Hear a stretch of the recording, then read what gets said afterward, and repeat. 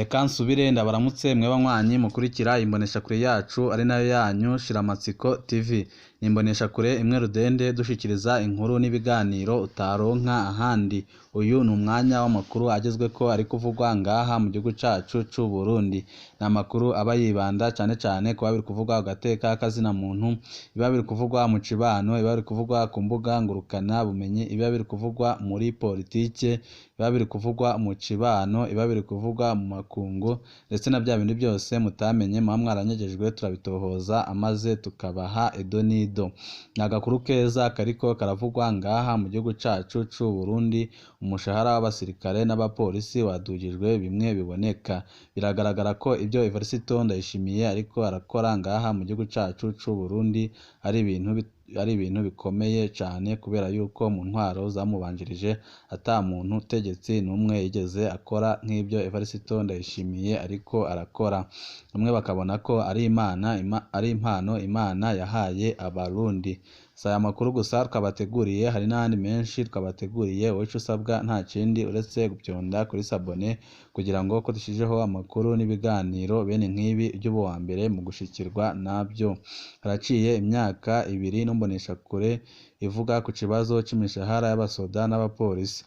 Inomboneshakure twarabaye umuvugizi w'abasirikare batari bake bagiye baradusaba gushira ahabona ingene umushahara wabo wahora uteye isoni. Bahembwaga amafaranga 65,000 by'amafaranga y'amarundi ku kwezi yahora ahabwa umusirikare mutoya.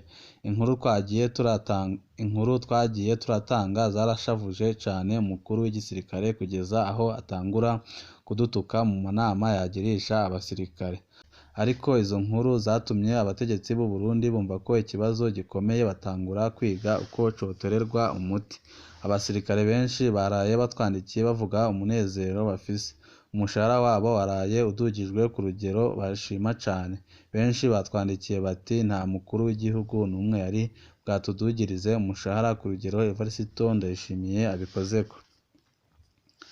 Ndakeje abasirikare b'u Burundi n'abapolisi b'u Burundi kuri iyo ntambwe bagezeko.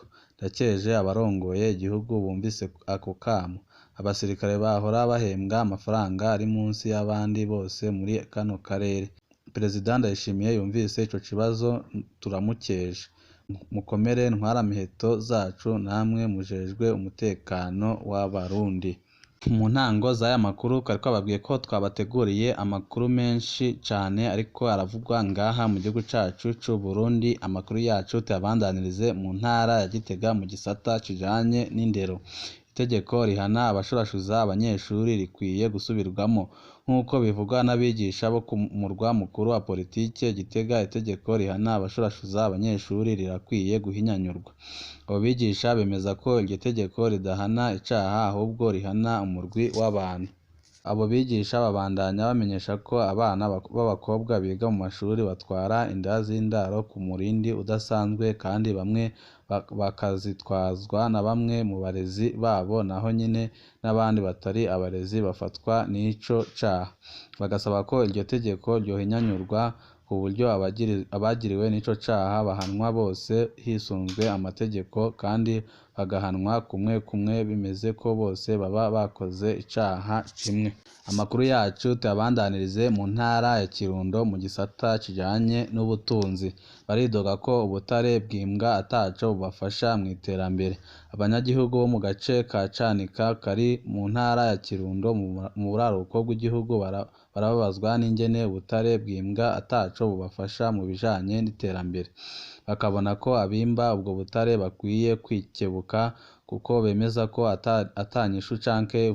atanishuri canke ivuriro riri kuri uwo mutumba, kandi ubutare bwirirwa burimbwa bugurishwa.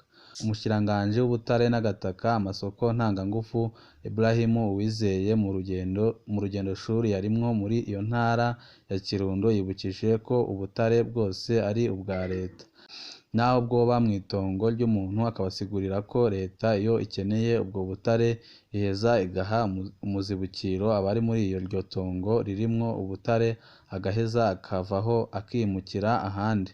Ibrahim Uwizeye akamenyesha ko abo bantu bose bimba ubutare bakabugurisha ku nyungu zabo bazofatwa nk'abasuma kandi bazohanwa hakurikijwe amategeko.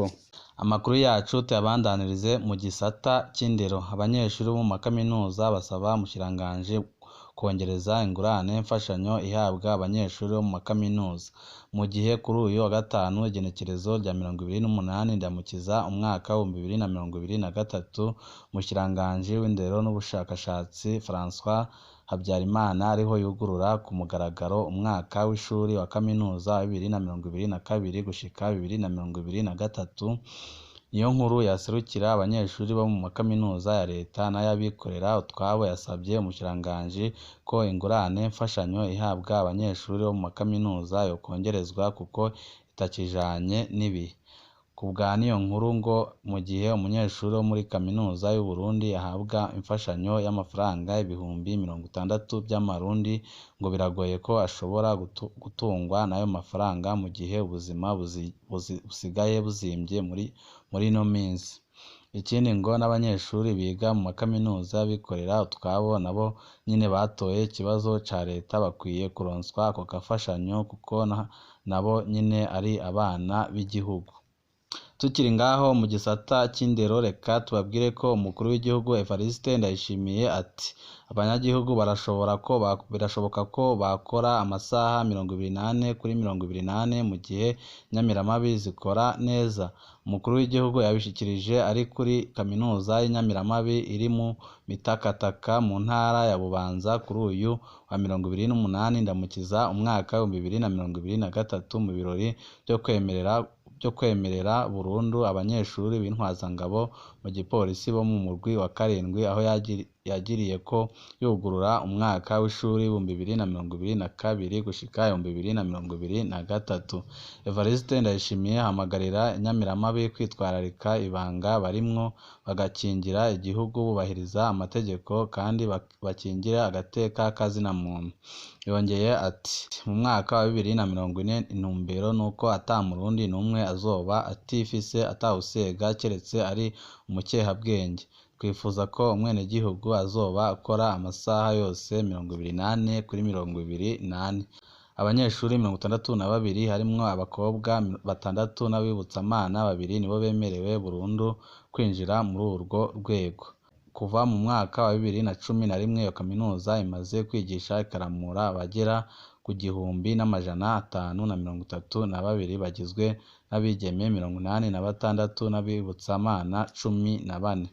Bimwe mu bibazo iyo kaminuza ifise ngo ni amasomero n'uburaro bidakwiye aho bagirira ubushakashatsi, inyubakwa ya bose n'ibindi. Ariko iyo kaminuza ifise itongo ringana na hegitari 21 yoranguriramwo imigambi mu gihe yoba ibonye ubushobozi. Amakuru yacu tuyasozerere kuri no nkuru nayo iri kuvuga cane ngaha mu gihugu cacu c'u Burundi ku bijanye n'ubutunzi. Kugira amahera mvamakungu devise atembere mu Burundi mu mwidagaduro, Banki Nkuru y'u Burundi ihejeje gutangaza ko itariki 4 Rusama umwaka wa 2023 hazokugururwa icesi, isoko rihuza amabanki mu kudandaza amadevize. BRB rero ntizosubira guha amahera isosiyete canke umuntu keretse abarangura ibitoro. Izoyaha amabanki yose nayo aheze amenye abakiriya bayo ayaha ahereye ku byihutirwa byo kugurira hanze ari byo imfungurwa, imiti, ibikoreshwa mu mahinguriro hamwe n'ubudandaji. Ni muri iyo ntumbero kandi yo korohereza abashaka kuronka amadevize mu Burundi, amabanki yose yahawe uruhusha rwo kugurura amabiro de change yayo. Mwibaza ko ino ngingo ishobora gufasha kugabanura igiciro c'amahera mvamakungu ngaha mu gihugu cacu c'u Burundi? Biracagoranye cane rwose, ariko turiko turareba ko hari ico leta yabikorako. Ngaha duce dusozerera amakuru twari twabateguriye. Ico usabwa nta kindi uretse guvyonda kuri sabone kugira ngo ko dushijeho amakuru n'ibiganiro bene nk'ibi ujye uba uwa mbere mu gushikirwa navyo. Ariko mu kandi kanya andi makuru turi kwatohoreza muraza kubashikirizwa mu makuru yacu ari buze. Ibihe byiza nibyo ndabipfurije.